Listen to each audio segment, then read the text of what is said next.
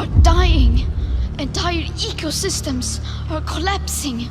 We are in the beginning of a mass extinction, and all you can talk about is money and fairy tales of eternal economic growth. How dare you?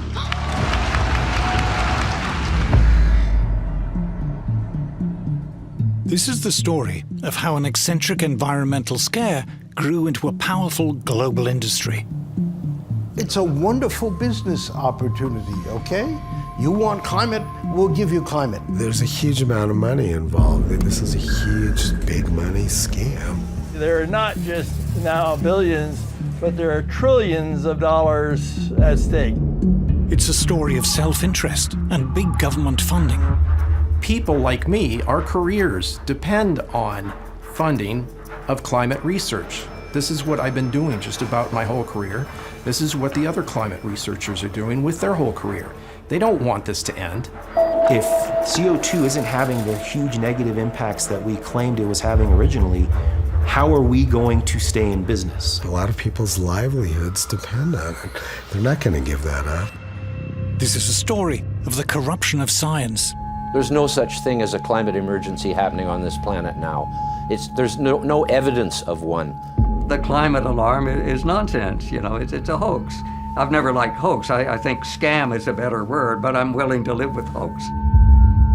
It's a story about the bullying and intimidation of anyone who dares to challenge the climate alarm. To speak up against or about climate change in any sort of skeptical way was essentially career suicide. Activists are even calling for any skepticism to be criminalized. It's the story of an assault on individual freedom. It's a wonderful way to increase government power. If there's an existential threat out there that's worldwide, well, you need a powerful worldwide government, you know, to cope with it. We see all these kind of authoritarian measures being adopted in the name of saving the planet. You've suddenly got the population under control all over the world.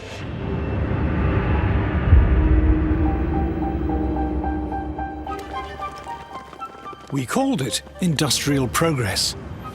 Since the Industrial Revolution, the development of free market capitalist mass production has made ever more goods ever more affordable to ever larger numbers of people.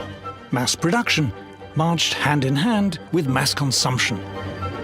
In the modern age, ordinary people enjoy a level of prosperity never before achieved in human history. But all the while, we're told we were destroying the planet. Computers have calculated what is in store for us as we produce and consume ever more. The weather will get worse. The planet will boil. We greedy humans must accept limits on our lifestyle. Consume less, travel less. Those who deny the climate crisis are not just wrong, they're dangerous, spreading the poison of doubt among a gullible population. These deniers should be shunned and shamed and censored. For these climate deniers are flat earthers. They are anti-science. Teaching at New York University is one of these climate deniers. Professor Stephen Koonin is one of America's leading physicists. He was a science advisor to President Obama and both vice president and provost of Caltech, one of the most prestigious scientific institutes in the world.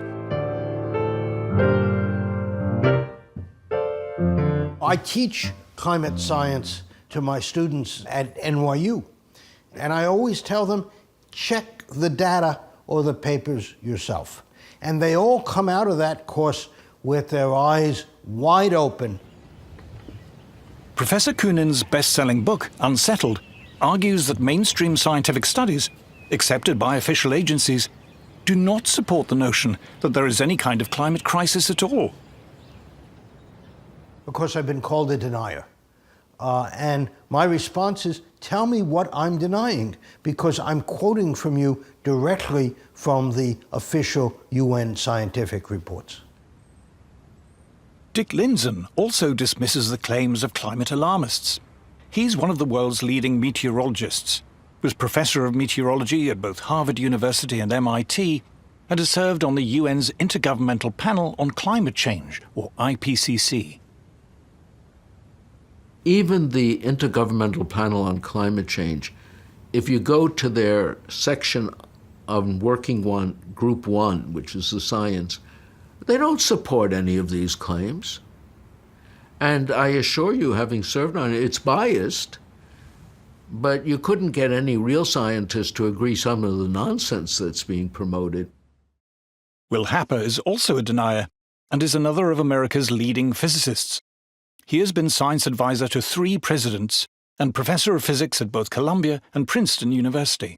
There's this mischievous idea that's promoted that scientific truth is determined by consensus. In real science, there are always arguments. No science is ever settled. It just is absurd when people say the science of climate is settled. It's not. There's no such thing as settled science, especially climate. Dr. John Clauser is one of the most respected scientists in the world. In 2022, he was awarded the Nobel Prize for Physics. The science that's being done is appallingly bad, in my opinion. There are a large number of scientists who are in violent disagreement. They refer to themselves as skeptics. Since I am no longer worried about losing funding or a job, whatever, I call myself a climate change denier. These very eminent and respected scientists, and others like them, are not flat earthers. They do not deny science. So what's the evidence that has caused them to dismiss the climate alarm as nonsense?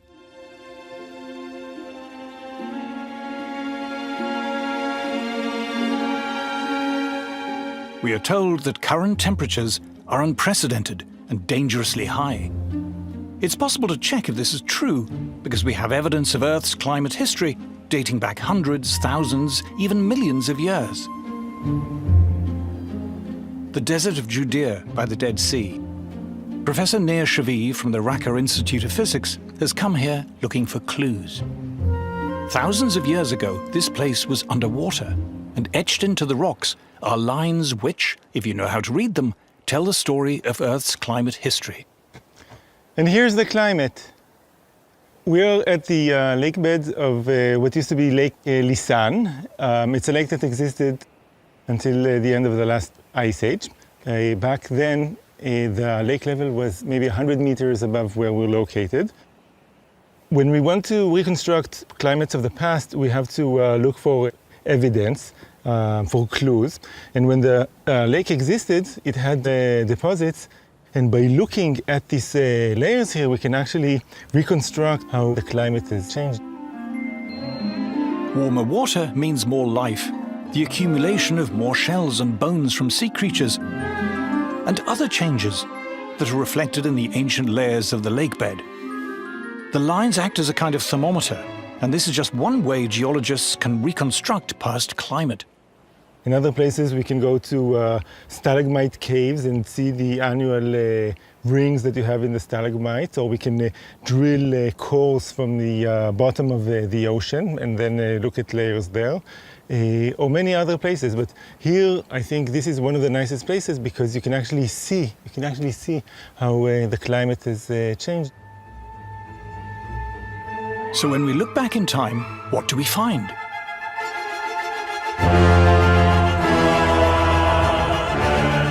For 200 million years, dinosaurs roamed the Earth. An Earth marked by fertile, dense forests, teeming with life. And at no time during those 200 million years were temperatures as cold as they are today. If you go back, let's say, 200 million years, it was maybe 13 degrees warmer than it is now. So, on the geological perspective, this is not at all unprecedented. For the last 500 million years, temperatures have varied greatly. But for almost all that time, the Earth was much, much warmer than today. Compared to the last 500 million years, the Earth right now is exceptionally cold. In fact, there are very few times when it's been this cold. We're relatively cold.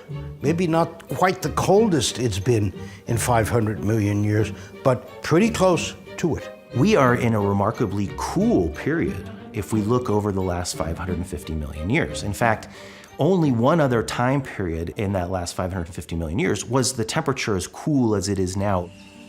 The mammals who now inhabit the Earth began to evolve around 60 million years ago, when the world was much warmer than today. If we just look at the last 65 million years, so this is after the dinosaurs go extinct, mammals really start to take over, and our evolutionary ancestors start to live on the land.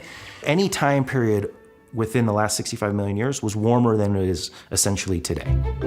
The Earth's mammals, humans included, appear to thrive when it's warm, warmer than it is now. There's no doubt that warm is better than cold in geological history. We are a tropical species. A human being in the shade, naked, dies at 20 C from hypothermia. We evolved on the equator in Africa, and the only reason we were able to get out of there eventually was fire, shelter, and clothing. Over the last 50 million years, temperatures steadily declined, plunging the Earth into what geologists call the late Cenozoic Ice Age. We are still in that ice age.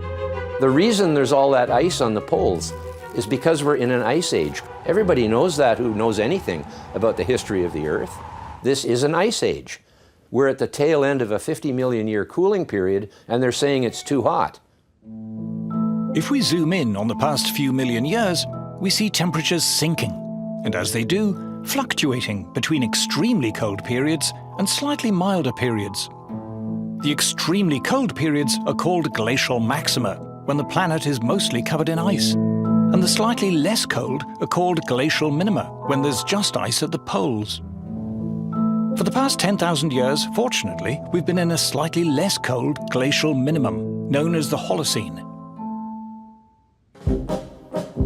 With milder weather, humans began to emerge from their caves, and several thousand years ago, we see the rise of the first great civilizations, in a blissful period which, according to many studies, was considerably warmer than today. This is known as the Holocene climate optimum. It was called an optimum because people thought that warmer was better. Since then, temperatures have declined and begun to fluctuate. In Roman times, there was a blissfully warm period, followed by a brutal cold period in the Dark Ages. Then came the balmy medieval warm period, according to many studies, as warm or warmer than today, followed by an especially cold period known as the Little Ice Age, possibly the coldest in the last 10,000 years. And here it is, the Roman warm period, the cold Dark Age, the medieval warm period, and then the very cold Little Ice Age, from which, for the past 300 years or so, we've been recovering. The longest instrumental record of temperature in the world comes from central England, and this is what it shows. Since the worst of the Little Ice Age, from 1650, the temperature has risen, gently, by little more than 1 degree Celsius. The central England record of temperature is a world treasure. You know, it's the longest continuous record that we have, and it's certainly not a very alarming record. It began in the depths of the Little Ice Age, and so you can see the slight warming that followed the Little Ice Age. And there's certainly nothing very alarming that's happening today at the very end of the record. Most of the warming that we're observing today is the recovery from the Little Ice Age, whatever caused that. Well, you know, we're talking over the entire industrial period of about 1 degree centigrade. To put this 1 degree in perspective, let's look at New York Central Park. Records show that there has been no overall change in temperature here since 1940. But from one year to the next, the average temperature can vary by 3 degrees Celsius, without many New Yorkers even noticing. In fact, between the warmest year in the 1960s and the coolest in 2000, there's a difference of 5 degrees Celsius. The average temperature on this day in this year might be 5 degrees different from the average temperature a year ago or 2 years. You know, when I hear people pontificating about 1.5 degrees leading to the end of civilization, I think, what have they been smoking? You know, are you crazy? All right, so. According to thermometer readings since 1880, there's been a very mild increase in temperature. Only by stretching the y-axis on this graph is the increase noticeable. This is the rising line used by official agencies as proof of global warming. But is it accurate? Professor Ross McKittrick is an expert in statistical analysis at Guelph University.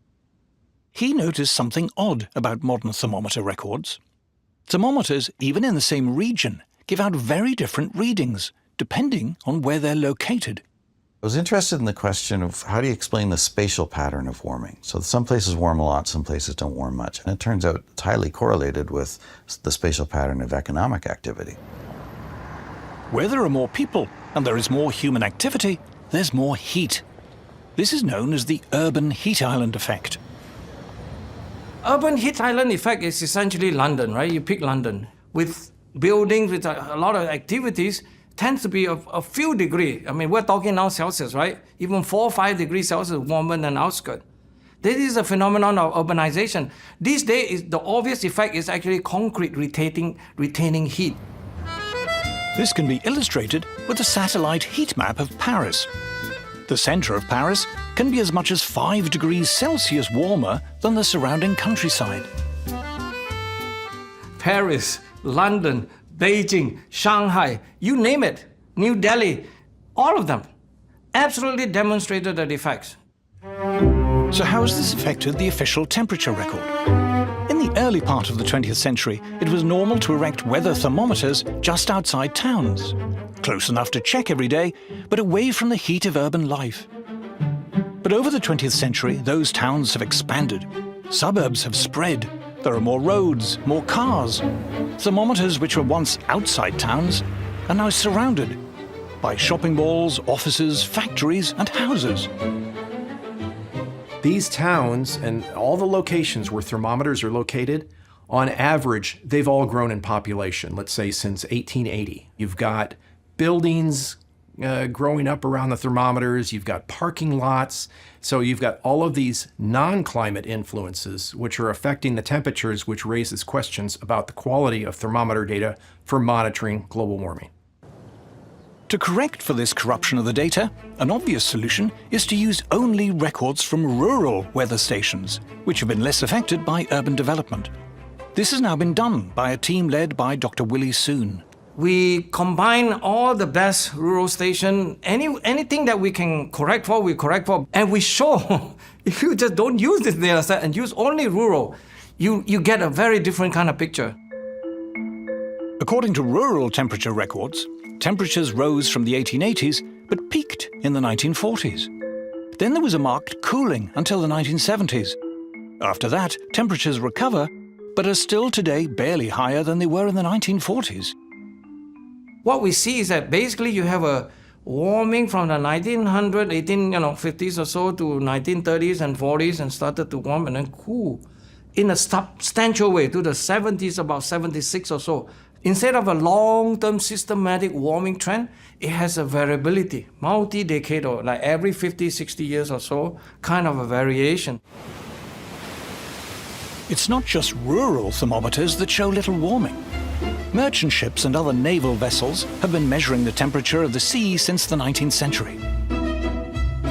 In red, we see the land temperature record since the 1860s, which has been inflated by urban thermometers. But in blue is the ocean temperature record. From around 1900, the two begin to diverge. Ocean records show far less warming in the 20th century, and the pattern more closely resembles the rural temperature record.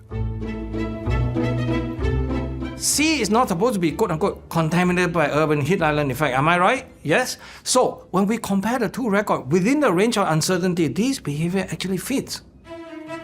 Scientists have also studied temperature change by looking at tree rings, which again shows very little warming. There's a gentle rise till the mid-20th century, a cooling to the 1970s, followed by a mild recovery. Once again, it shows temperatures today are barely different to those of the 1930s and 40s, and the pattern closely resembles rural temperatures. Satellites, too, seem to be telling a different story. Our ability to measure global temperature accurately took a leap forward when satellites began to orbit the Earth. One of the scientists who pioneered the use of satellites to measure temperature is Dr. Roy Spencer, who in the 1980s was senior scientist for climate at NASA's Marshall Space Flight Center. We were discussing over lunch, isn't there some way we can use satellites to monitor global temperatures? Because, as you know, the temperature network of thermometers is pretty skimpy around the world, so it's kind of hard to get a global temperature. Dr. Spencer's development of weather satellites was revolutionary. He and his colleague, Professor John Christie, have been awarded NASA's Medal for Exceptional Scientific Achievement. Our satellite data begins in January of 1979. That's when we have complete global coverage, and we have it right up to the present. There was one critical question about temperature that satellites were singularly well equipped to answer. Has there been a spurious warming that has crept into the global temperature record over land that's just a result of an increase in population? And that's something that we've been analyzing and working a lot on lately, and we're finding that, especially in urban areas, it's large. I mean, since 1880, most of the warming, it looks like, is due to the urban heat island effect. We're lucky to have a few independent scientists like John Christie and Roy Spencer with their satellite measurements of temperature.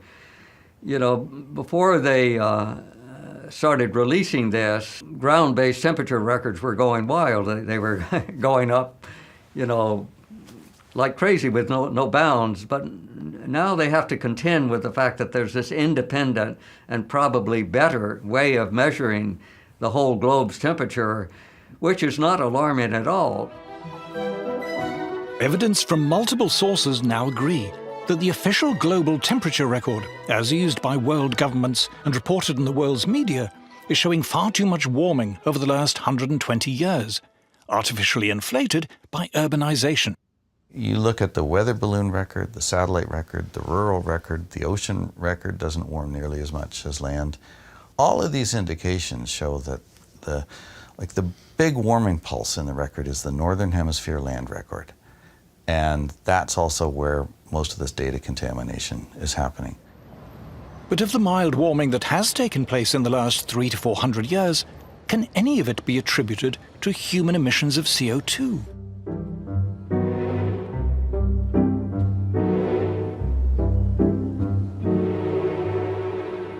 Professor Henrik Svensmark is visiting the Hebrew University of Jerusalem and taking a stroll in the Evolution Garden, dedicated to preserving the oldest surviving plant species on Earth.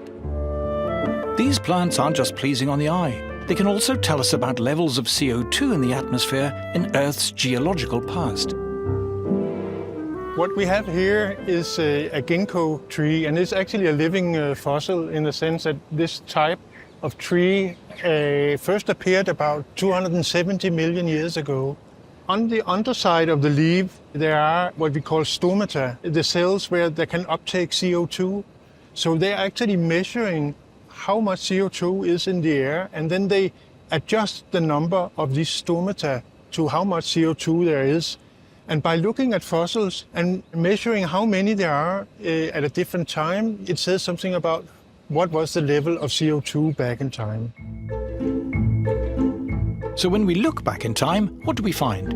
Over almost all of the last 500 million years, the level of CO2 in the atmosphere has been far, far higher than it is now. Even with modern industry's contribution to CO2 levels, by geological standards, the level of atmospheric CO2 today is close to being as low as it has ever been. At present, we have about 400 parts per million. 50 million years ago, it might have been 2,000 parts per million. So a much, much higher concentration of CO2. I think current estimates of global CO2 is 423 or so parts per million today. If we look through the Phanerozoic, the last 550 million years, we would see CO2 on the order of 7,000 parts per million. CO2 is plant food, and the result of much higher levels of atmospheric CO2 in the past was a much, much greener world. Periods of elevated CO2 tend to be time periods of a huge biodiversity on the planet. In fact, we're in a CO2 famine if we look over the last 550 million years. At the depths of the most recent glacial maximum, the amount of CO2 in the atmosphere sank so low, all life on Earth came close to extinction. They say CO2 is higher than it's been for 100,000 years, but what they don't tell you in that period they're talking about is that CO2 sank so low that all life on Earth nearly died. 20,000 years ago, CO2 is at the lowest level it has ever been in the history of the Earth, 180 parts per million. If it had gone down another 30 parts per million, we'd all be dead. There is a low point of CO2 where photosynthesis becomes so inefficient that plant life would die. Then everything else starts to perish after that. During the last glacial maximum, there's good evidence that in many parts of the world there was plant starvation from not enough CO2. So we should be very grateful that CO2 levels are beginning to go back up. We're still far from the historical norms, which would be several thousand parts per million. There's not enough fossil fuel to get there, but at least we're making a start. But has the small recent increase in CO2 affected the temperature? We would now show you a picture of CO2, but we can't, because it's invisible. CO2 makes up a tiny fraction of the gases in the atmosphere, just 0.04%. It is just one of 25 different greenhouse gases, which, taken as a whole, form only one part of Earth's complex climate system. So what evidence is there that this trace gas is having any noticeable impact on the climate? If it were true that higher levels of CO2 caused higher temperatures, we should be able to see that in Earth's climate history. Here, scientists are drilling into ancient ice cores. These cores tell us both about past temperatures and CO2 levels. Scientists have indeed found a link between temperature and CO2. The trouble is, it's the wrong way round. So it's true over the last few million years of the ice age that we're in now that CO2 and temperature are correlated, but if CO2 is the driver, it has to change first, and the temperature has to change second. In fact, when you start to look at the data very specifically, you see the exact reverse. Temperature starts to rise first, and then on the order of a century to a few centuries later, we start to see a rise in CO2. It's long been known that the temperature actually moves first. So temperature goes up, CO2 goes up after that. Temperature goes down, CO2 goes down.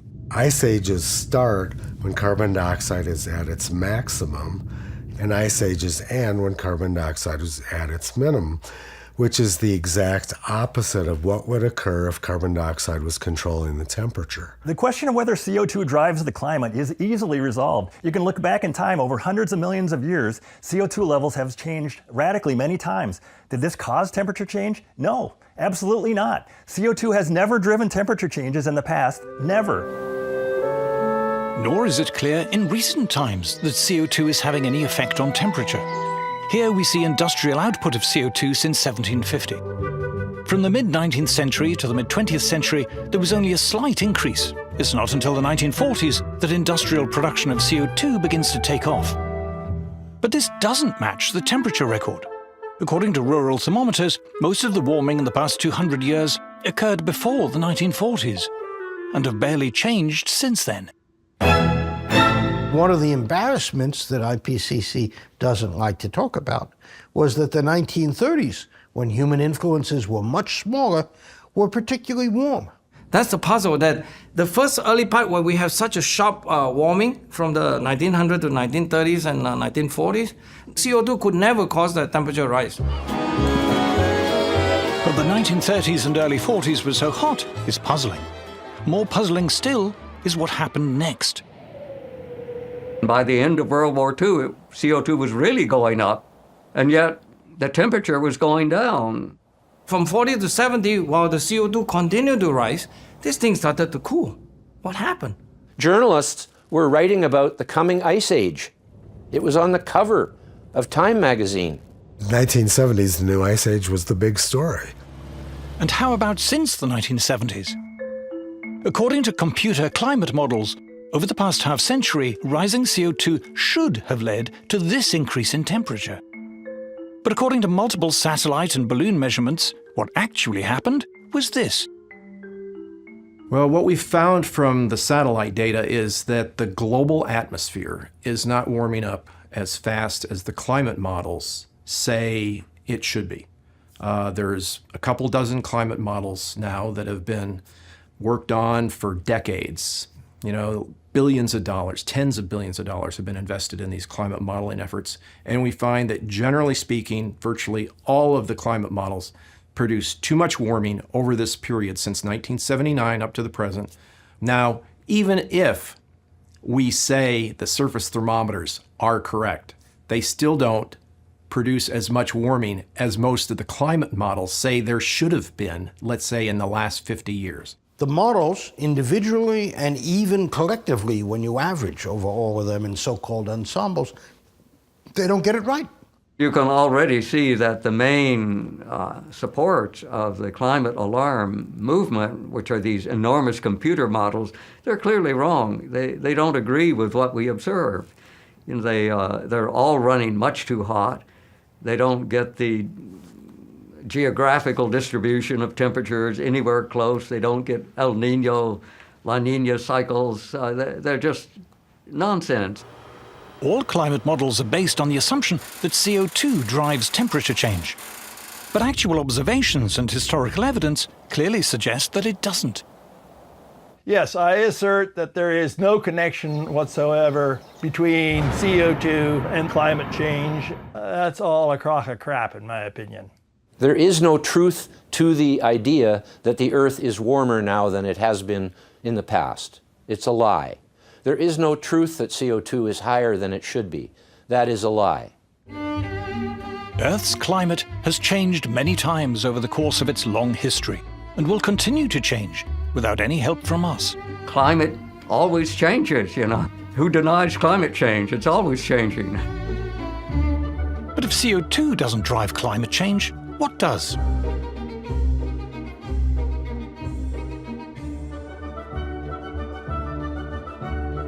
In Earth's atmosphere, there are powerful forces at work, and perhaps the most powerful of all are clouds. CO2 is quite unimportant in controlling the Earth's climate. What is important is clouds. Clouds don't absorb any energy at all. They simply reflect all of the sunlight back out into space. Big, bright, white clouds. If you look at the Earth, you see lots and lots of them, and they vary dramatically from one day to the next. That is hundreds of times more powerful than the trivial effects of CO2. But what controls the number and density of clouds on Earth? Professor Henrik Svensmark from the Danish National Space Institute is in Jerusalem with the astrophysicist Nir Shaviv. Together, they've been exploring cloud variation and its effect on climate. And strangely, they've found a link between clouds and exploding supernovae far off in our galaxy. When you have big stars, they don't live very long. Relatively only maybe a few million years, up to 40 million years. But they end their life in a huge explosion, which we call the supernova. An exploding supernova sends out vast quantities of debris, tiny charged subatomic particles known as cosmic rays, traveling almost at the speed of light. And as they hit Earth, they develop into seeds which attract water vapor and form clouds. Professor Shaviv noticed that the amount of cloud cover on Earth is related to our journey round the Milky Way. As our solar system orbits the galaxy over millions of years, it passes through the galaxy's spiral arms, dense clusters of stars. As it does, we are exposed to more or less cloud-forming cosmic rays, and this corresponds to historic temperature changes on Earth. The really mind-boggling thing is that using geology, you can reconstruct the climate on Earth over the past billion years, and you can reconstruct our galactic journey, and both tell the same story. But what about temperature change on shorter timescales?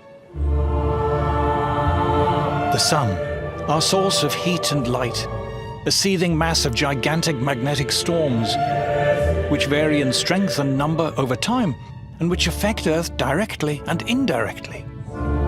When it is very active, the Sun sends giant gusts of solar wind through the solar system.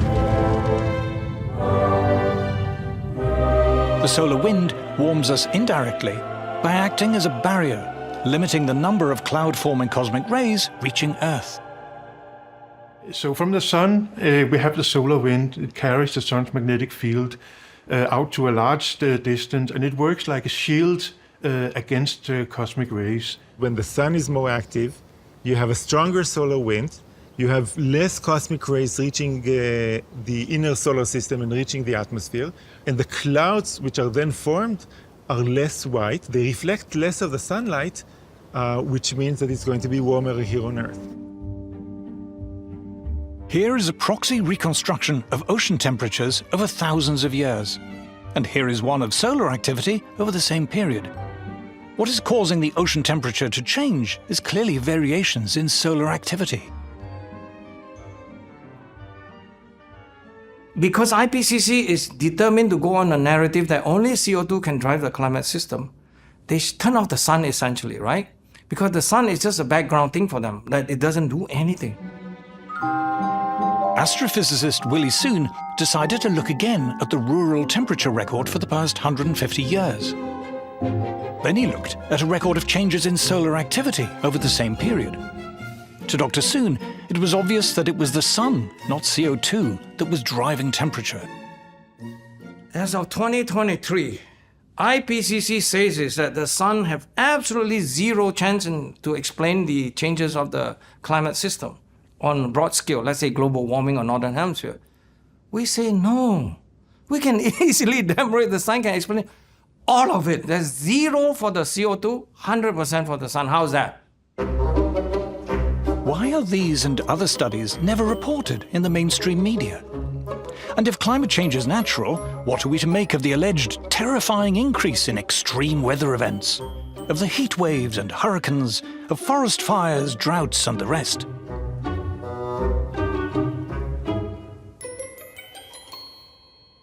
My first instinct as a scientist, and what I teach my students, is, well, let's look at the data. And when you do that, you discover, as you can read in the IPCC reports themselves, that it's pretty hard to find trends in extreme events, much less attribute them to human influences. You've now had decades of putting the idea in people's heads that any time the weather is bad, it's climate change and greenhouse gases. So I think people at this point can't help themselves. If you have a heat wave, immediately everybody's thinking, oh, what have we done to the weather? If somebody says in the news this is the warmest day since 1980 or something, well, you can look up the temperature records and see for yourself whether it was in fact warmer in the 1930s, as it often is. US temperature records are the best in the world. And here is the official US government record of heat waves in the US over the past century. It shows very clearly that the 1930s were far more prone to heat waves than we are today. Not only were there more heat waves in the 1930s, the heat waves then were much hotter than those of today. Likewise, official figures show that the number of hot days in the US has markedly declined. The United States was much hotter in the 1930s. North Dakota reached 121 degrees. South Dakota was 120 degrees. Wisconsin was 114 degrees. These sort of temperatures are just completely out of range of anything people experience now. A common mistake is to suppose that higher average temperature will mean more hot weather. But this isn't true. Here again is the Central England temperature record, the longest instrumental temperature record in the world. Summer temperatures over the past 300 to 400 years, since the end of the Little Ice Age, have barely changed at all. It is winter temperatures that have been slightly rising. The Earth's climate has not been getting hotter, it's been getting milder. That's certainly being observed all over the world. If you look at temperature records, high temperatures are almost unchanged. But cold temperatures at night or during the winter are going up a little bit. Not very much, but you can measure it. When the average goes up, it's really more due to the coldest temperatures getting warmer. So the temperatures getting milder rather than getting hotter. What about the increasing number of wildfires we're often told about? if you look at the actual number of forest fires from satellite observations, the actual number is going down. Here is an estimate of global wildfires since 1900. It shows a clear decline. And here is a record of areas affected by wildfires in the US. It shows that wildfires were far, far worse in the 1930s. From 1930s and 1920s, when you have data, the thing was huge. 5 to 10 times bigger than the current level. How about hurricanes? The US has by far the best record of hurricane activity in the world. Over the past 120 years, there is no overall change. In fact, the trend is slightly down. When you look at the data for hurricanes, technically tropical cyclones, you see that there is no long-term trend. How about the rest of the world? Here is a chart of global hurricane activity over the past 40 years. Hurricanes have been around forever. You know, we've got good proxy records of hurricanes, and there's been no change in their frequency. Even the IPCC admits that. How about melting ice caps and drought? Here's a satellite record of temperature in Antarctica since the late 1970s. It shows no increase whatsoever. And here is a record of global drought since 1950. There is no observable increase at all. Polar bears are meant to be going extinct, but studies suggest their numbers are growing.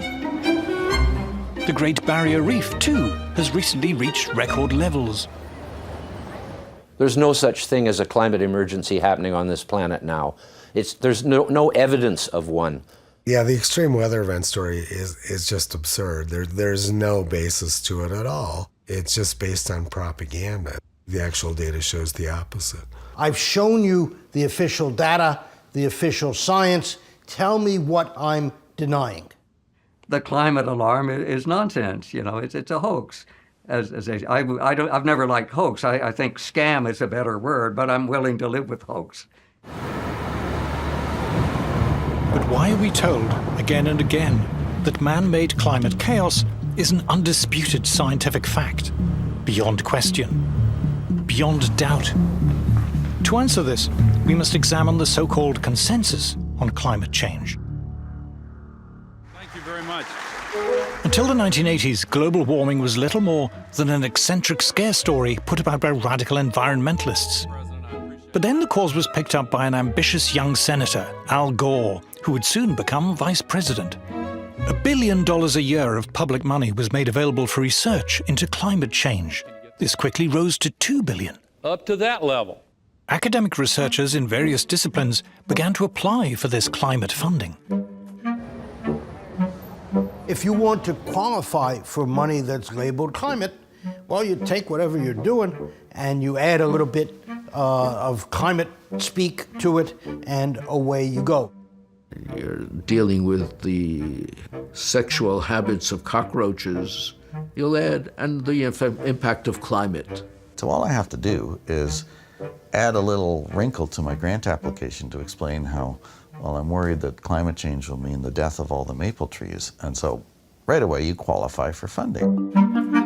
Academics of every kind lined up for climate funding.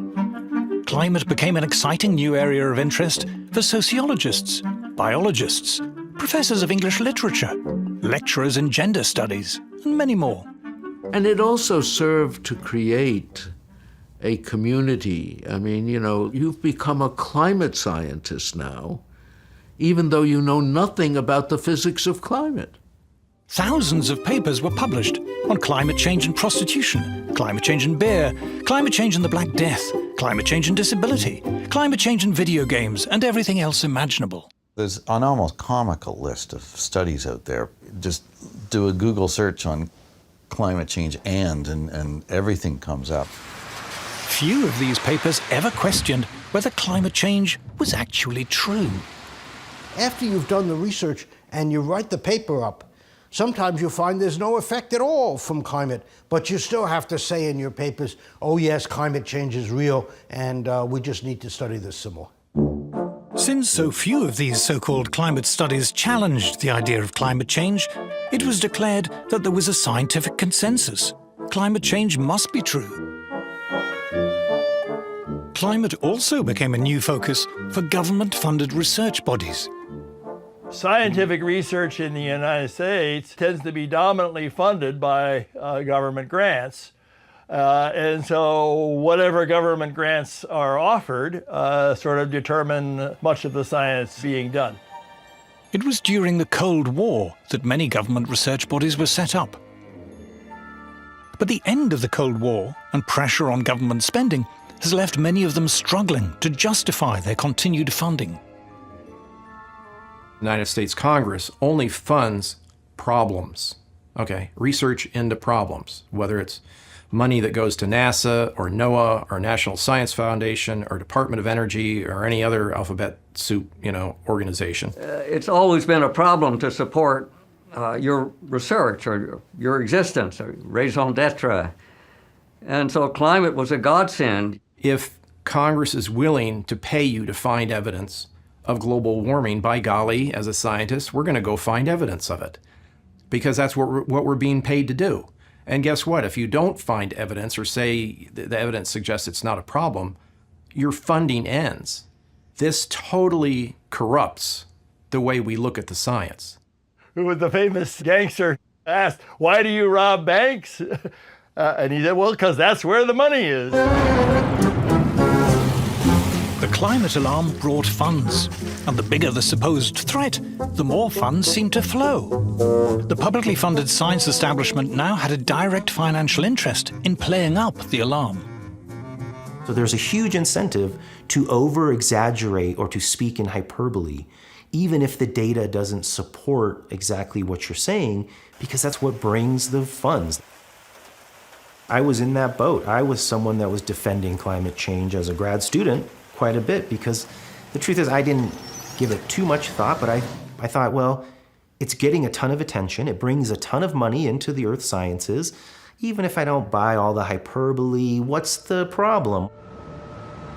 By the late 1990s, what had started as an environmental scare story was gaining momentum.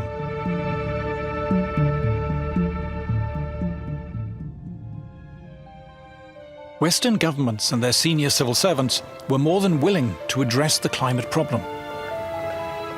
Green taxes were levied, green regulation expanded, and this in turn generated more climate-related jobs and activity. Take the banking sector, for instance. You say to a banker, we want you to file reports with the Regulatory Commission on how climate change is going to affect your bank. Well, a banker doesn't know anything about this subject, so then they have to commission studies from academics. And of course, the academics are happy to come and tell them, well, it's going to be terrible for your bank. It's going to cause all kinds of problems, and you need to give us money to research this. Green subsidies and regulation meant there was now money to be made in climate. Renewables firms sprouted. Consultancy firms offered advice on what they called sustainability and climate compliance. It's a wonderful business opportunity, okay? You want climate, we'll give you climate. The renewables industry alone now turns over $1 trillion a year, and that's expected to double in the next few years.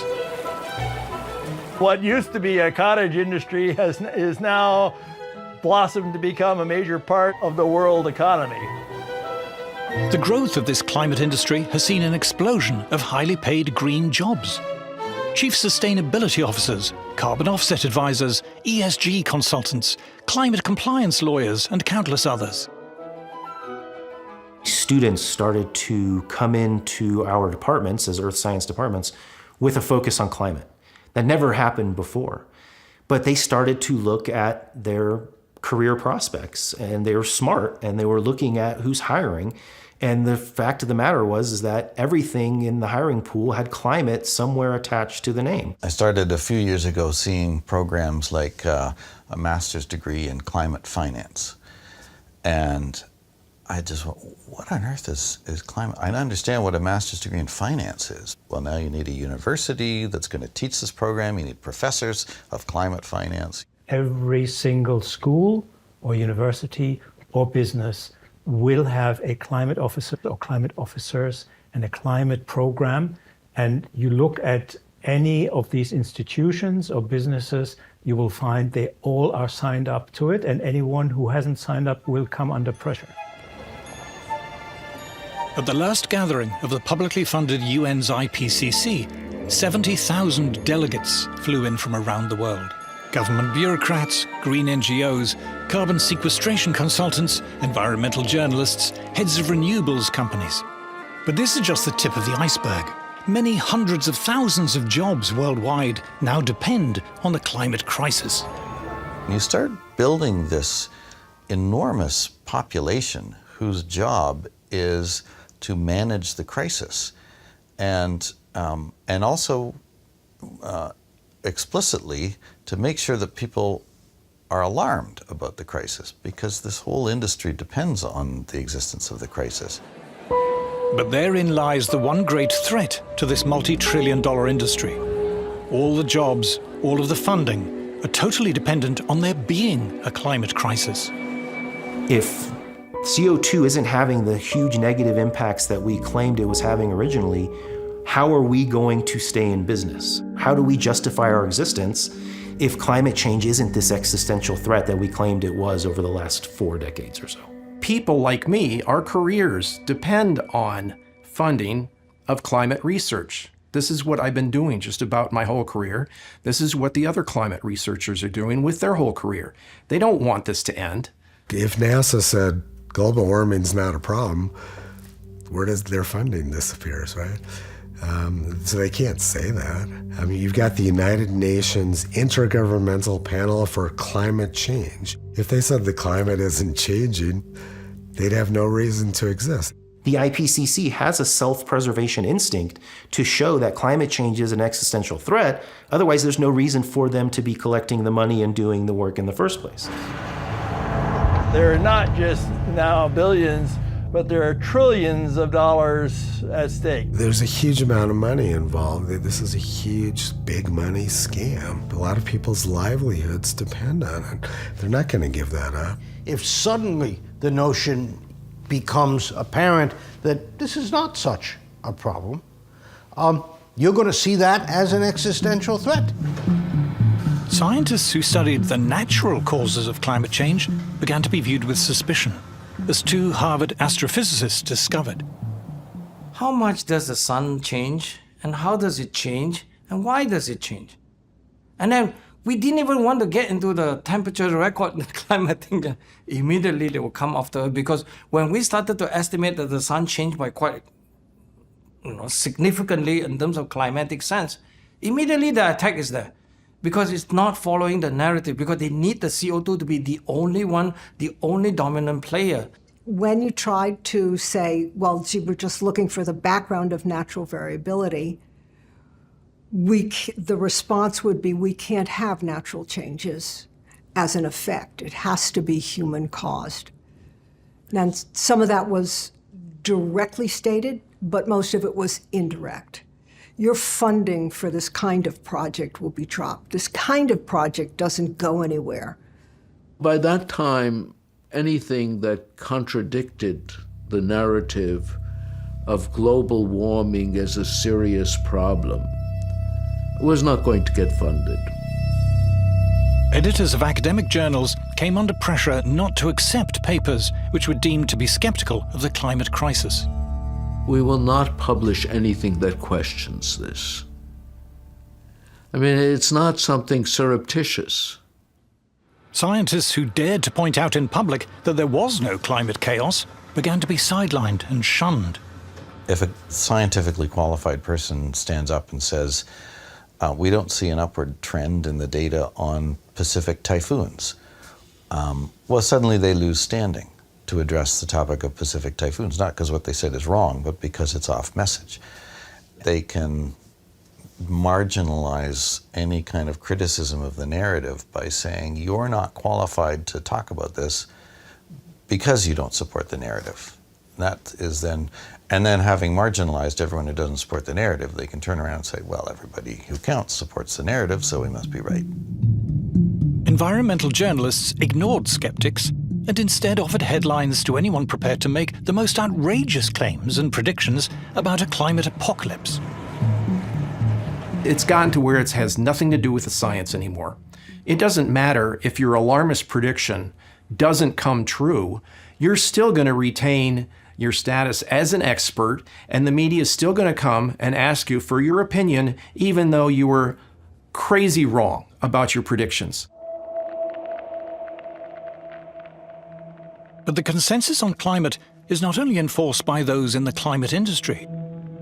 To explain the broader appeal of the climate alarm, we must look at the politics behind climate.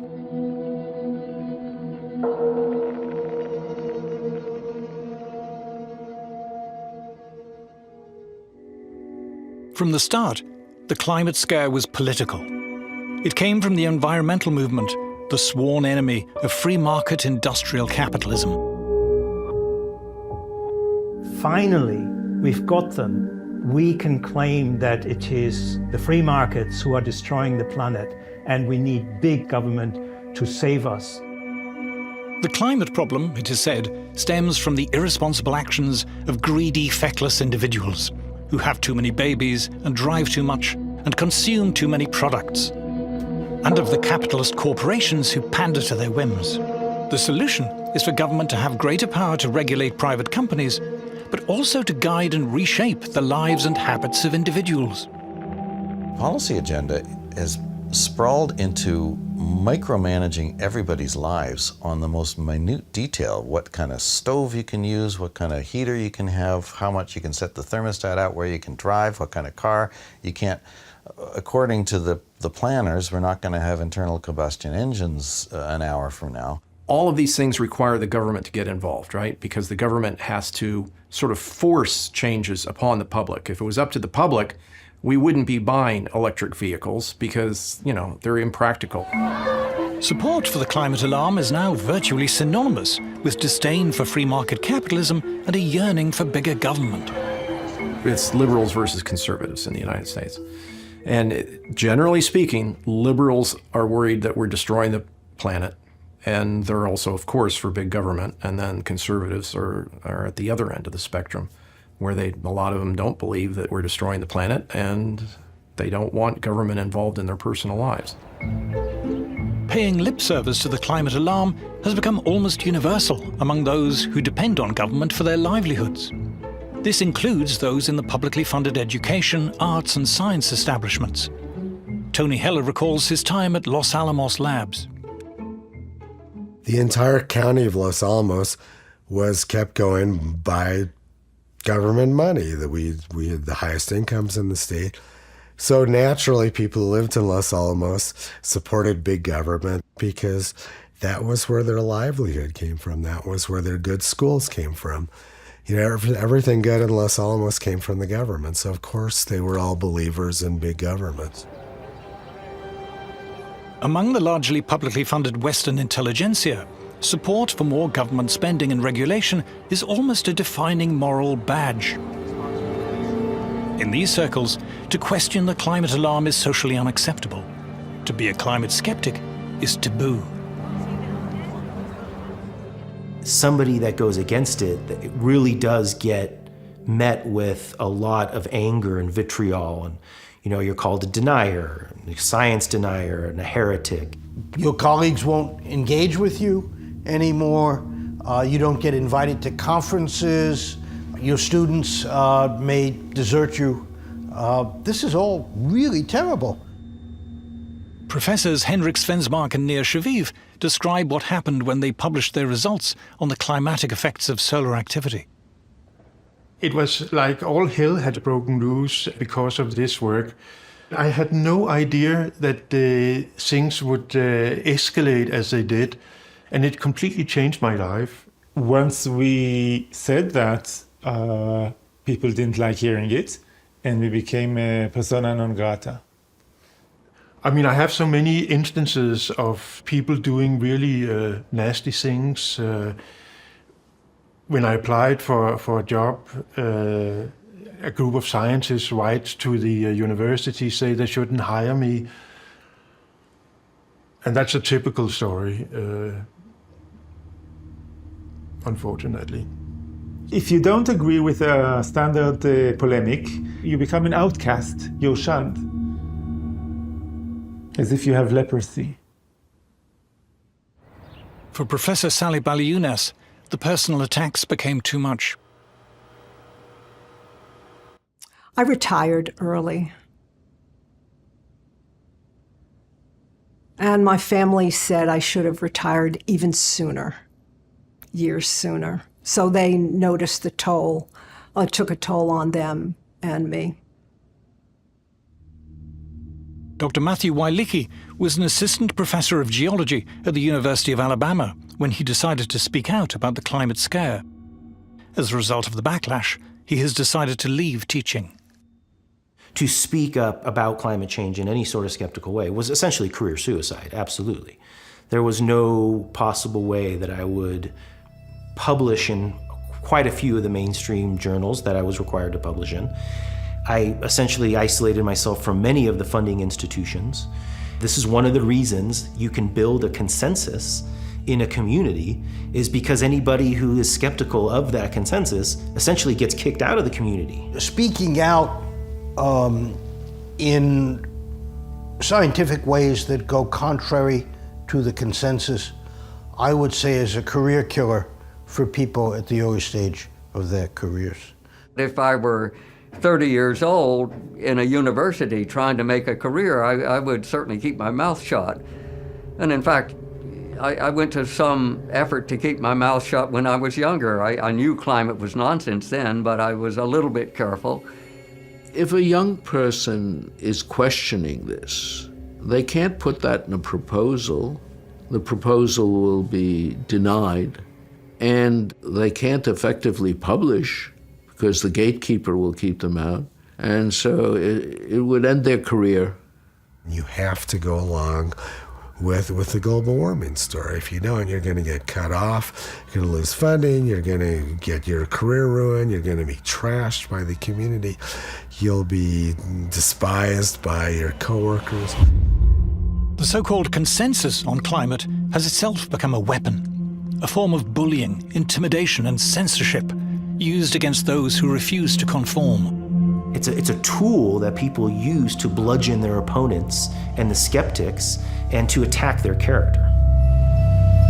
According to its critics, far from being scientific, the militant, intolerant climate consensus represents a devastating assault on free scientific inquiry. I see my job as a scientist as just laying out the facts and letting people decide what they want to do.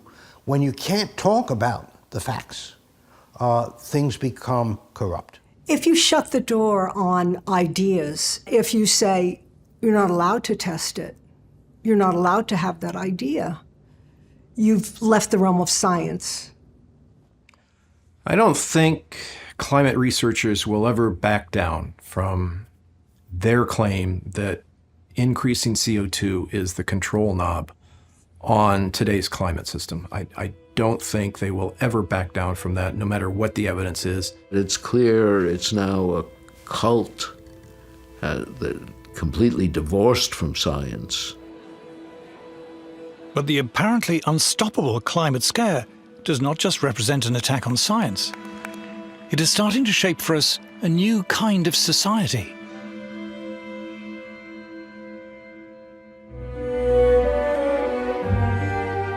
Environmentalists like to pose as anti-establishment, but their demands are well received and piously echoed by King Charles and the Archbishop of Canterbury, the BBC, the UN, the EU, by heads of government, the World Bank and World Economic Forum. In fact, by the entire state-funded ruling establishment. Global warming is like the perfect problem that government can get involved in to grow the influence of government. It's a wonderful way to increase government power. And if there's an existential threat out there that's worldwide, well, you need a powerful worldwide government, to cope with it. If you're a climate activist, you're actually facilitating a huge validation of the government running our lives. Many environmentalists, most environmentalists, all environmentalists who consider themselves to be radical, progressive alternatives are in fact simply reinforcing the mantras and the mainstream arguments of the entire establishment. The demands on the government mean that the government suddenly gains the authority to interfere into every nook and cranny of our lives and how we live. Everything has a climate narrative attached to it. How much you consume, where you spend your money, how much you travel, who you interact with, what types of food you eat, whether you eat meat.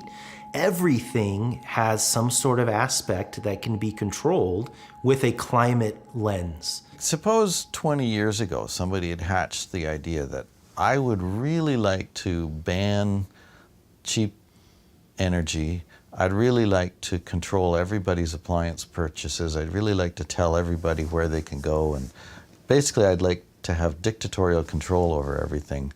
Well, it's not going to fly. No, everybody would think you're a nut and would ignore you. But fast forward 20 years, that's what's happening.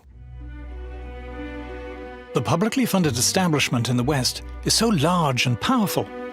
It is able to impose and enforce the official consensus on climate through its control of schools, universities, government, and much of the media. State broadcasters like the BBC exclude climate skeptics. Broadcasting regulatory bodies forbid private stations from disseminating skeptical views, threatening them with having their broadcasting licenses revoked. What normally happens in an emergency is that all normal forms of openness and democracy have to be suppressed, because how else to deal with an emergency? So we are facing a situation not unlike lockdown, where basically all normal forms of behavior, normal forms of social communication, and normal forms of democracy are essentially ruled out. Activists are even calling for any skepticism to be criminalized. In certain jobs and professions, it is now dangerous to express dissent on climate.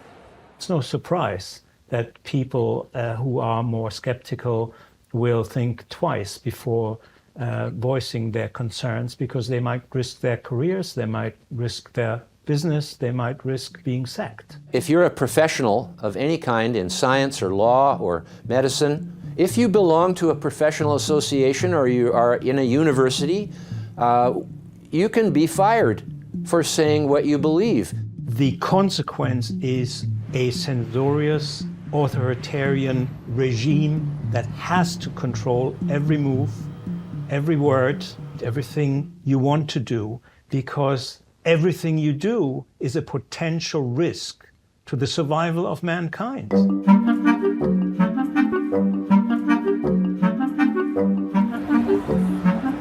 Climate protesters condemn capitalism, but at their anti-capitalist rallies, it's hard to spot anyone who looks like a worker, like a docker or crane driver or steel worker or a beautician or a trucker. The workers, it appears, are totally absent from these rallies, and for very good reason. Today's climate alarmists complain not that capitalism isn't producing enough, but that it's producing too much. The modern capitalist system has led to prosperity. More and more people have more and more things. The modern anti-capitalism of the present time is a critique of capitalism that it gives us too much. They think that the problem with capitalism now is actually that it's giving out too many rewards en masse to ordinary workers. And what they want instead, and this is often very explicit actually, is a much more austere, simple kind of lifestyle in which the mass consumption, the consumption choices of the great bulk of the population are controlled or even prohibited. You have to consume less, you have to holiday less, you have to drive less, you have to eat less, and so on. It seems that what upsets many environmentalists is not the failure, but rather the success of capitalism in producing an abundance of affordable goods for the masses.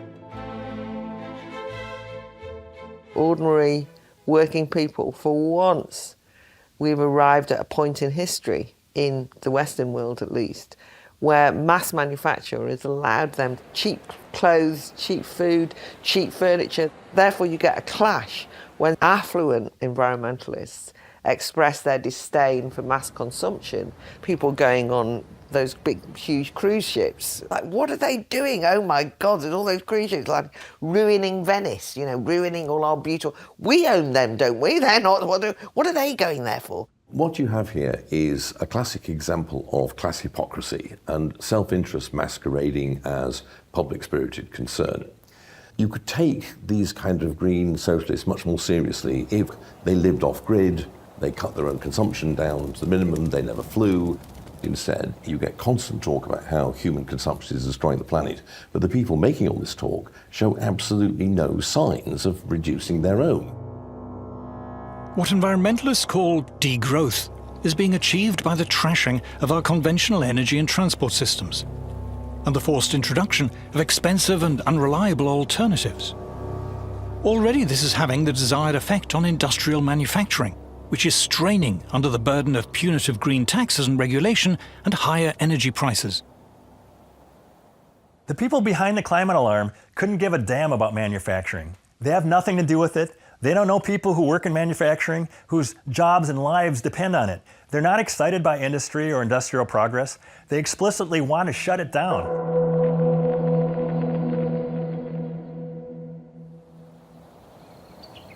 Kisii, Kenya, East Africa. According to many leading environmentalists, the world's poorest people should not aspire to the lifestyle of people in the first world. The planet will not cope. Grace Nyakananda is one of the many Africans who do not have electricity or gas to cook with or heat their homes. The resulting indoor smoke from burning wood and dry dung is the deadliest form of pollution in the world. For millions, the cause of lung disease, blindness, and early death.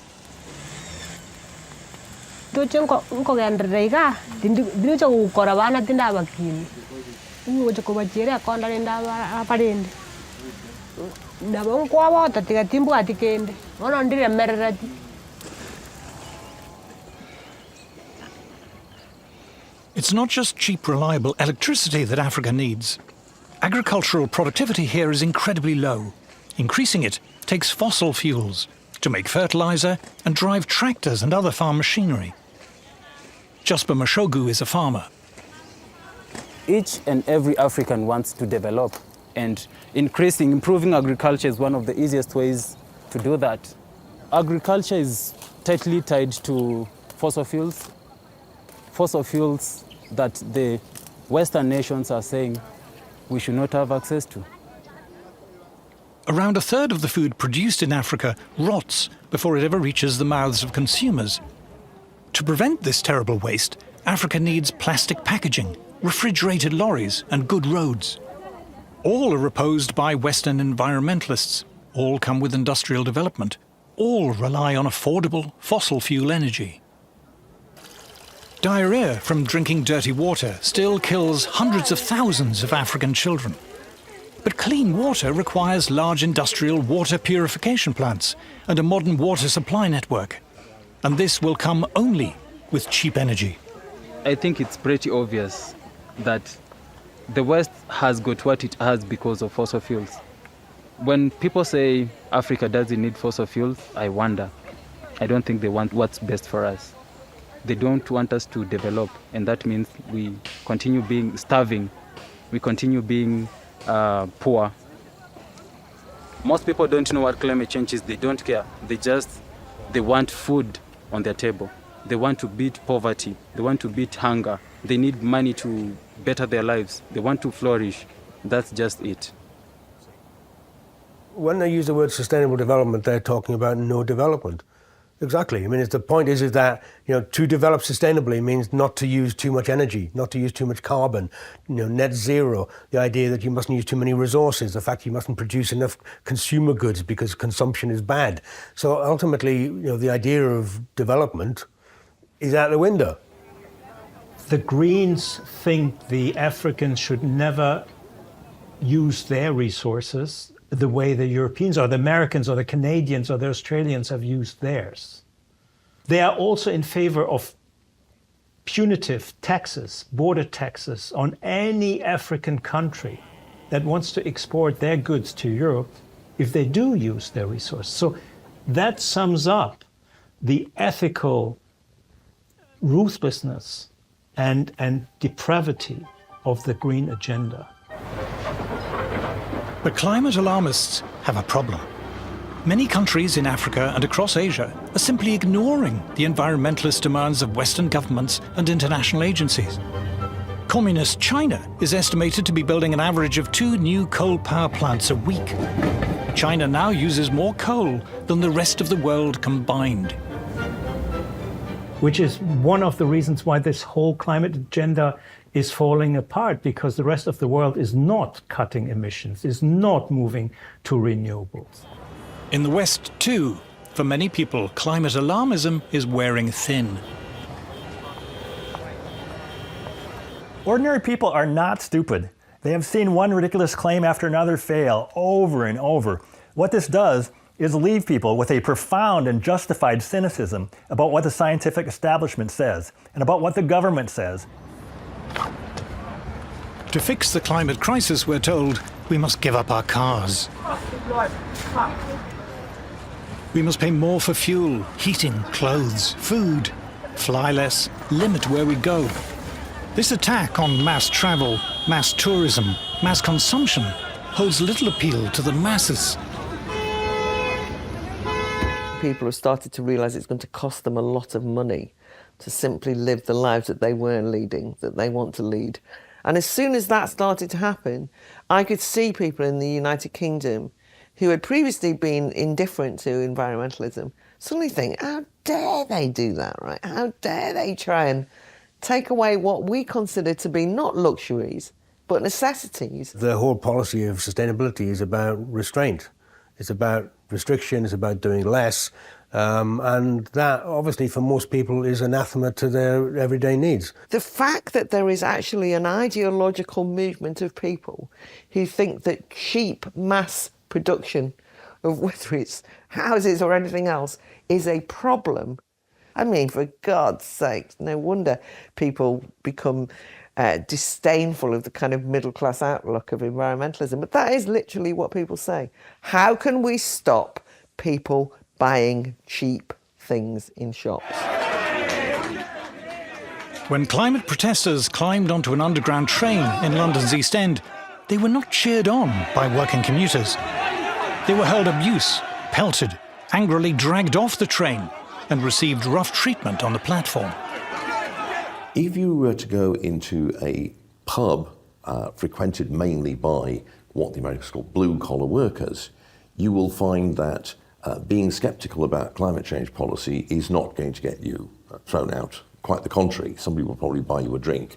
They can tell that behind all the talk about climate emergency, climate crisis, what there actually is an animus and a hostility towards them, their lifestyle, their beliefs, and a desire to change it by force if necessary.